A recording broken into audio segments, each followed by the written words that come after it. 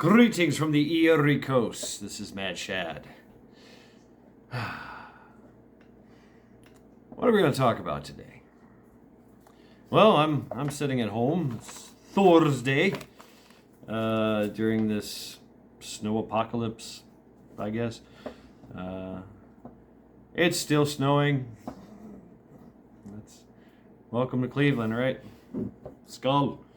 Speaking of Cleveland, Great Lakes, Conway beer, Conway's Irish Ale.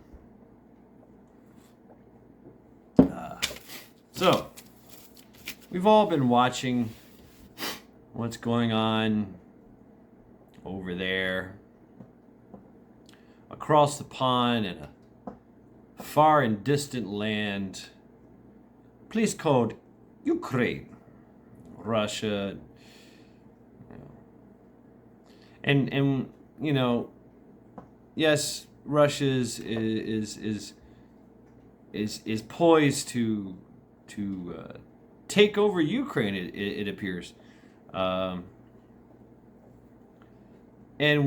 since he's done that, everybody's been massing troops and moving troops here and there, and all this and that, and you know, it's the military industrial complex has sprung to life, and the gears have turned, and factories have been pumping out things. And folks are getting ready for war. All right, yeah, that's exactly what they want. Exactly what they want. They love that shit. And they also know a secret that we do too. Oh, yes.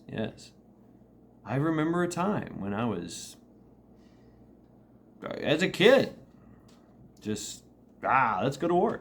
You know, growing up in the 80s, under the threat of mutual destruction.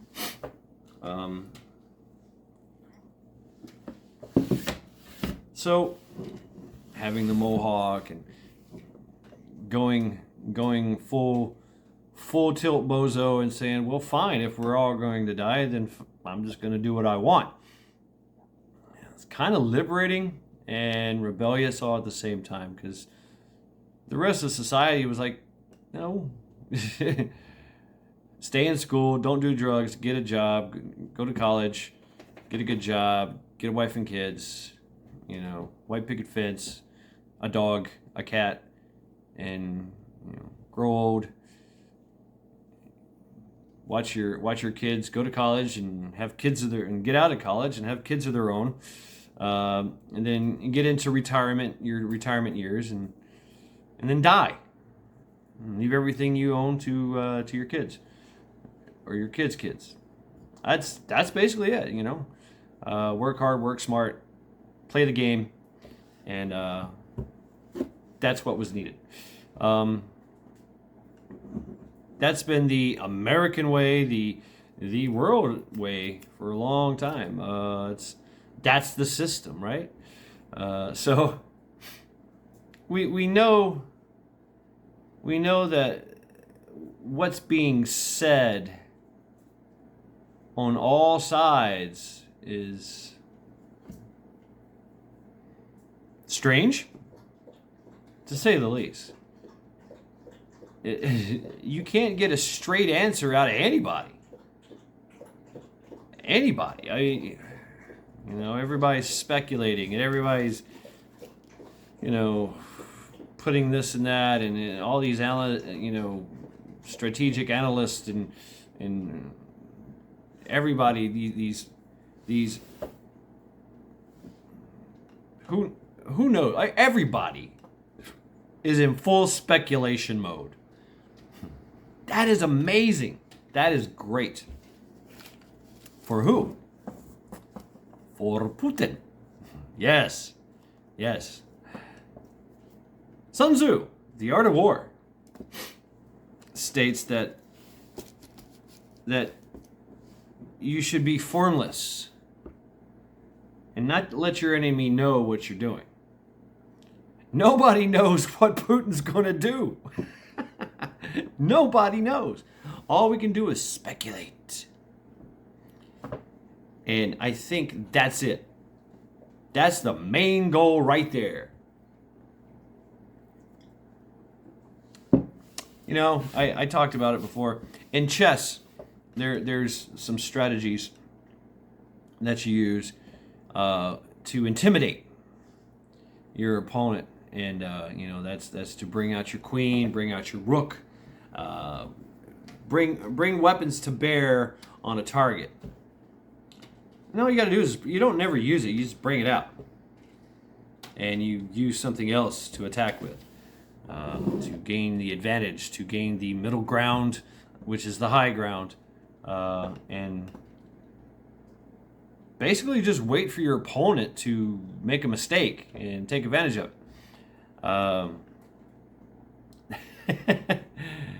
That's it. That's exactly what's going on. That's it. Will Putin invade? I don't know. Sure looks like it, doesn't it? Will we go to war? Oh, well. That's up to our regimist in the industrial military complex, isn't it? So I was looking into Vladimir. He and Klaus Schwab had a very interesting evolution of relationship. You know, Putin went to the World Shapers College. That's the Global World Shapers College. He went there, and he drank the Kool-Aid, and he was on board with everything the occultists were preaching. He's like, yeah, that's a great idea. That's a great idea. Yeah, let's do it. And he actually did try, because he, you know, of all things, Putin wants what's best for Russia. I mean, it sounds kind of weird, and yes, ultimately for himself. But you know, he's one of the world's richest men, so I mean, he's no dummy. He's been at this for a long, long time, so he's no idiot by a long shot. No, he's probably one of the most brilliant men out there, and so the relationship between the occult and Putin is that he was on board with it. He was like, yeah, okay, all right, great, you know. And they went through the pandemic, and, you know, finally he was like, no, wait, this is, I mean, there's a speech about it. Because it divided Russia against, you know, and Europe, which have a symbiotic relationship as a, when you look at it on a financial, I mean, economical, financial, they are, and Putin says it well, they are the same kind of culture. And they really are. I mean, Russia and Europe, it's basically the same thing. Go anywhere, and it's the same kind of format, basically. Has been that way for thousands of years. Sure. People come and go, commerce and everything. Yes, Putin is hell-bent on, you know, domination. Yeah, but he kind of is doing it at the behest of his people. Yeah, a little authoritative, a little totalitarianism going on in there. You know, he kind of sees himself as the ambiguous leader of his people, of Mother Russia. He's you know, he is at the he's at the wheel. He's driving the bus. So and he doesn't want to drive it off a cliff. But he had, like I said, Russia has this, and its allies. I mean, it's, you know, they have this symbiotic relationship they've had for a long time, and well, it seemed that maybe something changed, and and not in Putin's favor. So he quickly spat out the Kool-Aid and pleaded. He begged and pleaded, hey, let's come to some kind of agreement here. And this was years ago, not now, years ago, when the thing started, just before the thing started, I believe. And he's seen that plan roll out, which he knew what it was, which he was supposed to implement into his country, which he did to a certain extent, but he's seen the massive overreach and power and control that it gave the occultist, the elite occultist, the EOs. I like that. Let's call them the EOs. The EOs, their power and total, absolutely control of any country that played this, that drank the Kool-Aid. And so he was like, no, let's not do this. No, I don't like this idea. I don't like this plan. And I think we need to step back and come to terms here, because this is destroying economies, which it did. And so it fell on deaf ears. So what's a powerful world leader supposed to do? Like, okay, fine. It's me against the world. Great. And, Russia being Russia. If you know anything about Russian military, Russian politics, Russian tactics, even Russian people, it's when felt threatened, they're probably going to threaten more. So it's like a one-up game. I remember flying around or going to the Ukraine. I went to the Ukraine, and even the Ukraine people, and they would do flybys on our ships. The whole time, the Sea Whiz is, and I was like, these guys got a death wish or something, And that was just Ukraine, but they were ex-Russian helicopter pilots. So, they were like, that's just what we do. We're just saying hi, how you doing? Welcome to our country.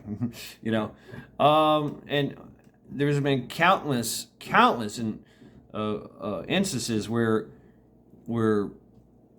Russian warplanes was buzz the tower, so to speak, and do very, very, very tight maneuvers to intimidate other country fighters, fast movers, and they've actually kind of had a collision or two, or a clipping. So it's just their way of saying, hey, we're not gonna bow down.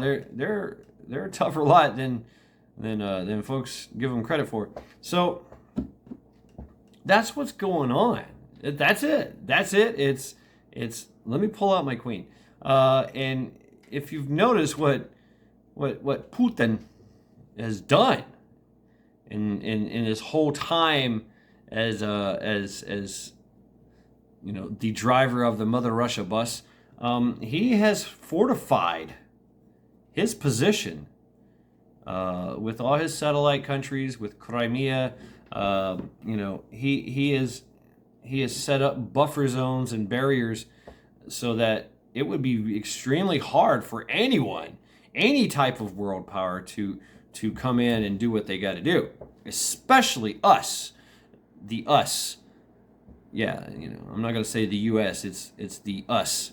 US. How about the US? Yeah. The totalitarian regime formerly known as the United States of America.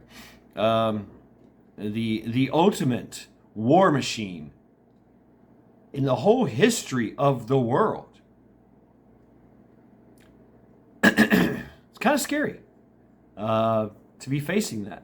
But yes, a lot of people make a lot of points that it's been a while since the us has faced a top tier one military. So, and I wouldn't actually say that the Putin military is, Russian military is tier one, but they're they're definitely peer-ish, uh, peer-ish. Yeah, they would get spanked and destroyed if we were just to go, hey, let's take them down. But that's not how it's going to play out. It's definitely not how it's going to play out. It's not going to be Storm and Norman Schwarzkopf at the helm. It's going to be Mickey Mouse. Well, Mickey Mouse would actually do a better job. I was thinking maybe Wile E. Coyote, maybe, with his failed attempts and plans. That's who's at the helm. It's Wile E. Coyote. Yeah. Beep beep. Yeah. And he's going to constantly fall off that cliff. He's going to constantly set traps and constantly try to take that Roadrunner, and it's just not going to go well because he's a freaking idiot. Although he has caught the Roadrunner a few times. But anyway, you get my point. So, I know. The analogies, right? Let's go.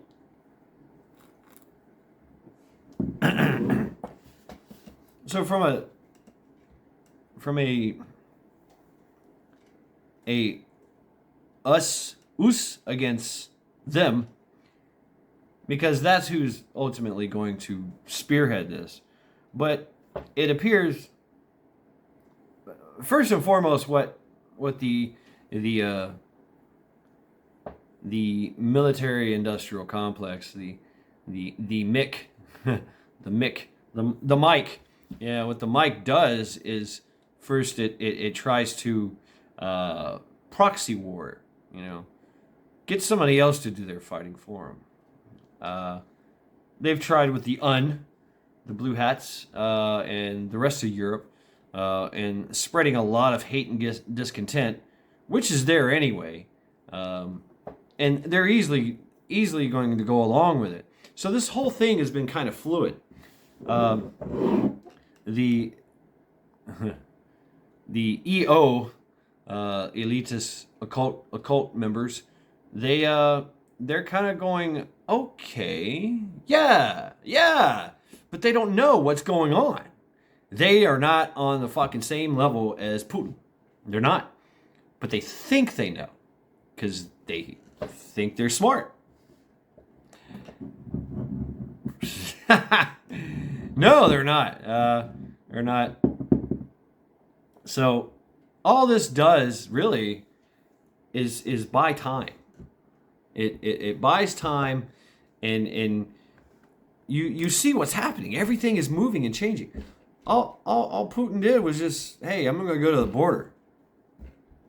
That's it. Just hang out, sit there. There might be a few skirmishes going on here and there, but he's just pouring a massive amount of, he's making a movement, and the world is like, oh shit, and he gets to sit back and watch them, which is very telling, and that tells him everything he needs to know, and where to go from there.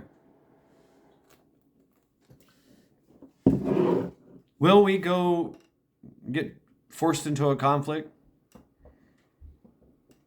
I'd like to say yes. No, I'd like to say no. But all things are looking towards yes. But there again, we're starting to wake up and see that yeah, there's going to be some kind of false flag, whatever. That's already the rhetoric. You hear this rhetoric, and it's a way to ignite the willing sacrificial warriors to go off into the battle. Head off into the meat grinder and sacrifice your life. Do it. Willingly. Willing sacrifices. That's a thing. That's a thing. I don't know if I talked about it in my Norse way, but that was the way. Is you had willing sacrifices that gave their lives to various gods, usually Odin or Thor and yeah, whatever, Odin, yeah, through hanging or whatever. But anyway, you get the point, and that's just not us. It's a lot of other cultures as well, and this EO worship is no different. I really think it's their ethos. Yeah, they use intimidation and coercion and lying and manipulation to do it, but hey, there you go. They're really not picky, as long as it gets their point across. So, but we know, we the people at WTP, we are starting to see things and see the truth of what's going on. We don't like it. So there lies the problem for them, for the EOs. Yeah, you know the EOs. Look how pretty he looks. Yeah. Yeah, Georgie. Good old Georgie. Yeah, he had a lot of headshots last week. But they are very, very afraid, very much afraid of the sleeping giant awakening.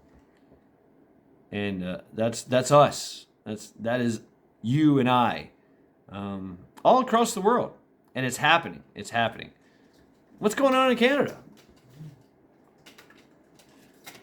I mean, I'll touch on that briefly, but Canada the people have had enough.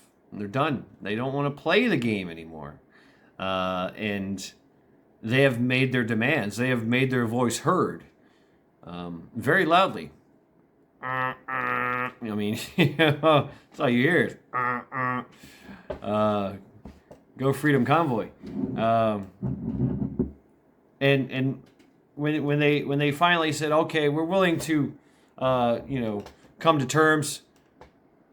I posted it on my page. The police were like, okay, we're here to negotiate. Yeah, do what we say, or you're going to jail. Yeah. Like, what? This is not negotiating. This is you making a demand. And this is us saying, no. We've already made our statement. The people have already made their statement. And so, what? You want it to go further? I'm going to go ahead and talk about this too, is the Leos, the henchmen that have been tasked with carrying out these orders from the EO, and that's exactly what's going on with the RCMP, is that they have orders from the Crown. Yeah, the Crown. That Crown. To the east of us. To the east and to the north. They own that place. They own our northern brethren. They own it. And they own the RCMP. And so they basically said, squash this now. But do it in a way that it has good optics. It makes us look good. Because our spin doctors can make anything look good. If met the right criteria.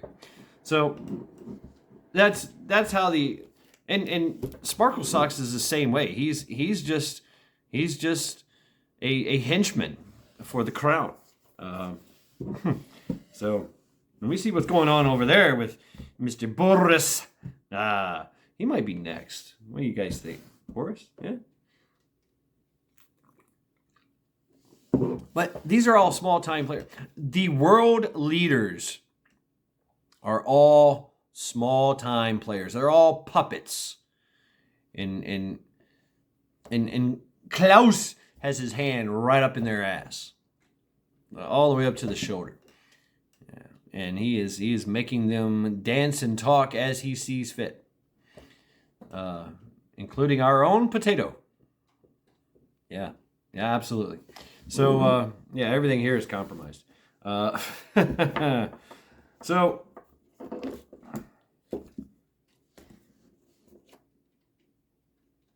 Putin is not. He is thrown off the yokes and the reins of it all, and he's done. He's done with the EO. He's done with it, and this is his stand. This is his stand, just like the Canadians made their stand. Except his is, it's got the whole world's attention, right? And everybody is quoting consequences for his actions, or his lack thereof, because he all he's done, really, to tell you the truth, is just threatened and watched as the world squirmed. That's it. That's all he's done, and he's gathering the intel. Now he knows what the enemy is thinking, and who the enemy is. Who is the enemy? Now he knows. So that's what's going on. Now, on another hand, the EO would like to spin this and make this a meat grinder for us, the useless eaters. That would play just perfectly under the plan, because we know that the plandemic is that narrative is falling fast. A lot of communities are just, what? Who cares? It's been too long, and not the fact that everybody is waking up and seeing the truth. It's that they're just done with it, done with all the craziness that they complied. Everybody that played along and complied, which was a majority of people, in this country and the world. And all that happened was rights were eroded and draconian measures were taken, and it was like, no. I mean, it turned that Karen that you see and hear and possibly meet in the grocery store into Napoleon. Into the emperor herself, into the Grand Inquisitor for the Spanish Inquisition. What? Nobody ever expects the Spanish Inquisition. But anyway, it's Gestapo tactics, and everybody was on board with it willingly. I mean, I don't have one, but that's it. That's all they did. It was a way for them to have power and control and flex, and us non-compliant purebloods were like, I'm out of here. I'm out. You're stupid. You're a fucking idiot, and I'm out of here. And that's it. And more and more people of the world did that. Like, nah. Nah, son, this ain't happening. And so, boom, that was it. And that's why their narrative has falling apart, because people just become non-compliant. So they need something new and exciting that everybody can get behind and get into, because this is just not working. So, what better way than a WW3 event? Hey, there you go. It doesn't really even have to be that. It doesn't really. What that does is that allows them to false flag everything. I mean, really, it allows them to actually put ordinance on their own people, on the countries. It allows them to do that, and blame it on somebody else. It wasn't me. I didn't shoot you. No, I would never. I would never do that. No, they did it. Go attack them. Proxies, man. Use that proxy war. Hey, you go over there and do that. Prison rules for a prison planet, and that's what they're trying to do. But I just look out for that. Okay, that's what I worry about. That's my major concern. Is that false flag? One of my, although it took me a long time to think about it, to get on board with it. I've always been a skeptic and a critic of all things rabbit hole that takes you down that rabbit hole. But it appears that the possibilities of a lot of things in our past, in our history, need to be reevaluated. Was that really an event that was forced upon us by another entity, or was it done by our own governing sector? Was it really the military industrial complex whipping us into a frenzy by taking out, by doing the unthinkable and dropping some buildings or bombing a ship or something of that nature?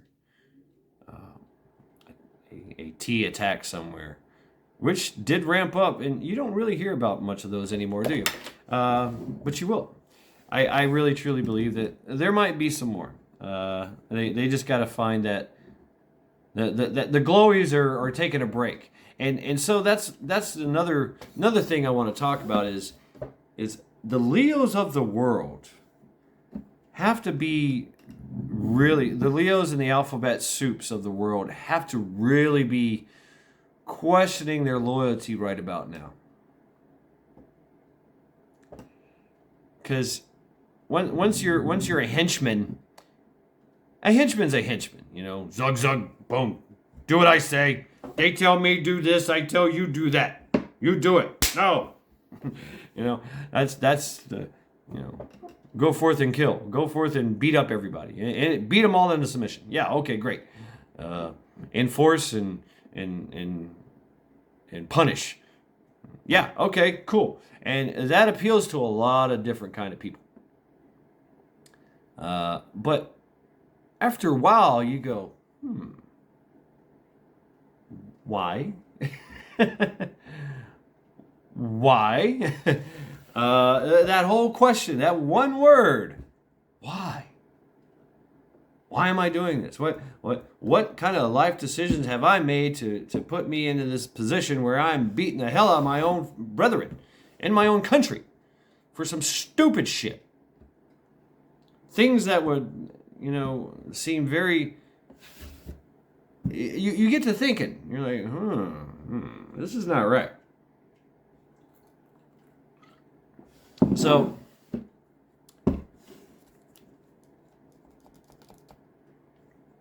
that whole immediate response to orders,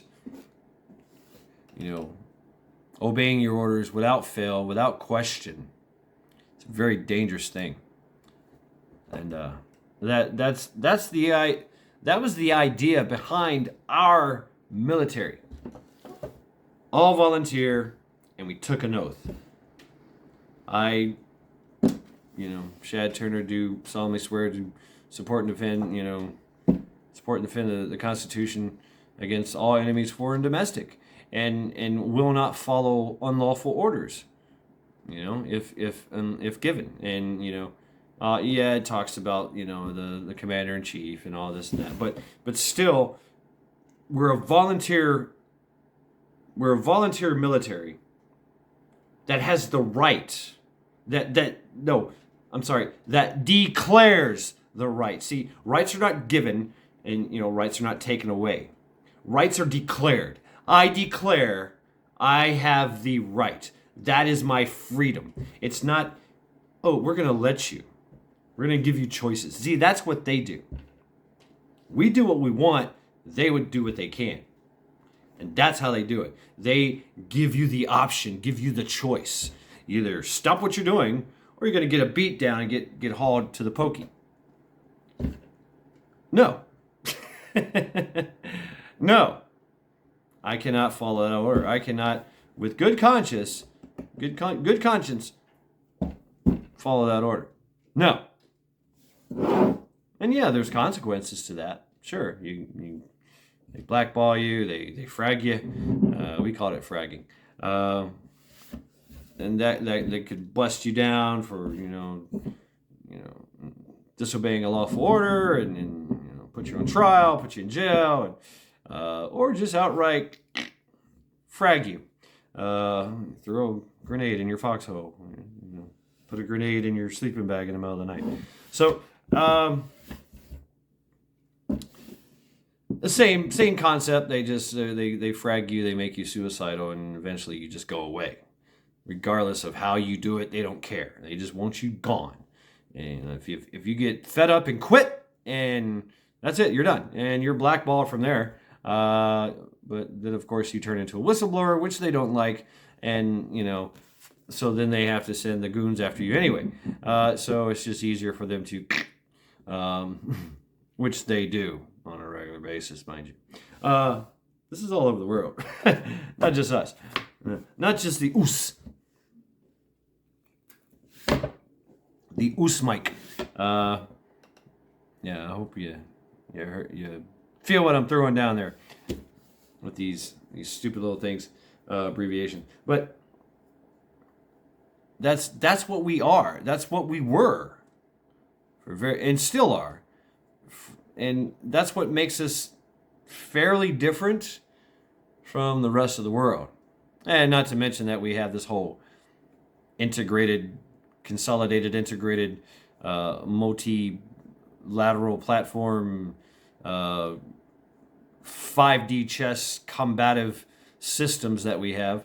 Really, that kind of the thing that the things that we can do. It's wow, and we're bringing that to bear on the world. And most of that is through surveillance and all that. It's just, so where does this go? Where does this go?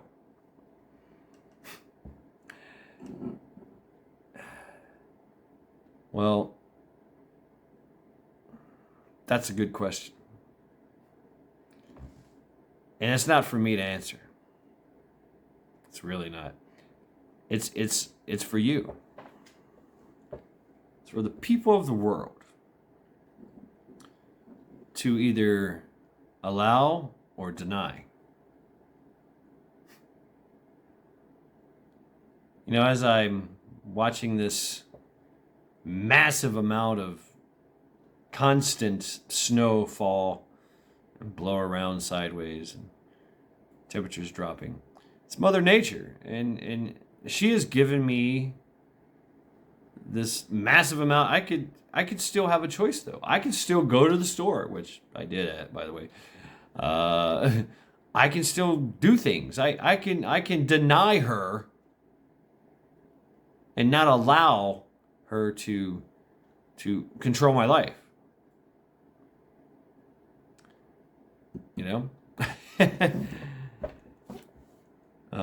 I have power, somewhat power, over Mother Nature. Because I've declared the right for me to go get more beer. But you see my point. So, just a few things to just throw out there on this wonderful Thursday. And yes, tomorrow we'll do Lackluster Friday.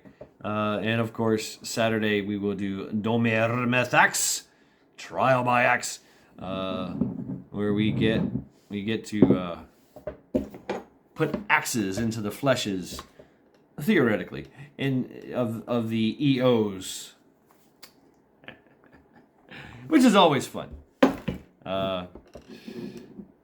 Hey, they do the same thing to us. We might as well do the same thing to them.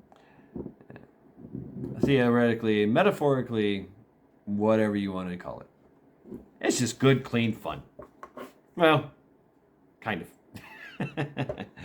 So, this has been Mad Shad. Encouraging you all to look at it differently. Because things are not what they seem, and that's by design. So, continue to train, continue to prep, because we all know it's a mad, mad world out there.